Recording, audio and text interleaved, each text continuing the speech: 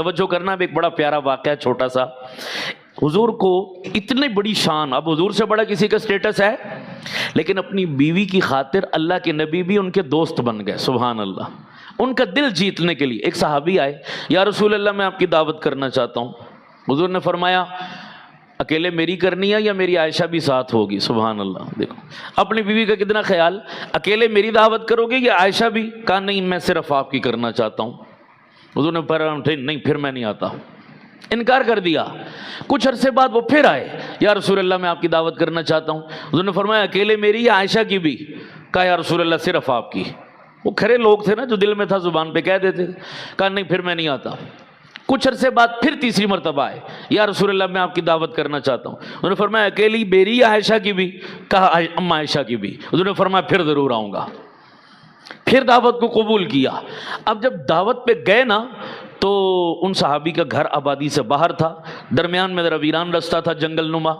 اب میاں بیوی دونوں جا رہے ہیں، اجنبی کوئی نہیں، غیر محرم کوئی نہیں، مرد کوئی نہیں. تو اپنی بیوی کا دل جیتنے کے لیے، اب دیکھو نا ویسے نبی کے شایان شان نہیں ہے یہ کام، لیکن اپنی بیوی کا دل جیتنے کے لیے حضور نے فرمایا عائشہ مجھ سے دوڑ کا مقابلہ کرو گی؟ سبحان اللہ. ہم سیدھے منہ بات نہیں کرتے، حضور کیا کر رہے ہیں؟ مجھ سے ریس لگاؤ گی، دوڑ کا مقابلہ کرو گی؟ اما عائشہ نے کہا ہاں. اب جب دوڑ کا مقابلہ ہوا نا جناب، تو اما عائشہ جیت گئی، حضور وہ ریس ہار گئے، پیچھے رہ گئے. ریس کیا تھی؟ مقصد کیا تھا کہ بیوی کا دل خوش ہو جائے گا، بیوی کا دل خوش ہو جائے گا، اللہ راضی ہو جائے گا. مقصد مجھے اور آپ کو کیا دینا تھا؟ نمونہ دینا تھا. اب کچھ عرصے کے بعد پھر اسی طرح ایک سفر پہ اکٹھے ہوئے، پھر اسی طرح ویرانے میں. پھر کہا مقابلہ ہو جائے ریس کا؟ کہا ہو جائے. پھر میاں بیوی دونوں دوڑے.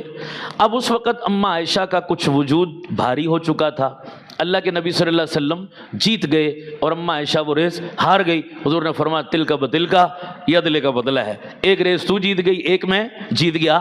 یہ مجھے اور آپ کو کیا دینا تھا؟ نمونہ دینا تھا کہ اتنی بڑی شانوں کا مالک نبی بھی اپنی بیوی کی دل جوئی کے لیے دیکھو کس لیول پر آ گیا.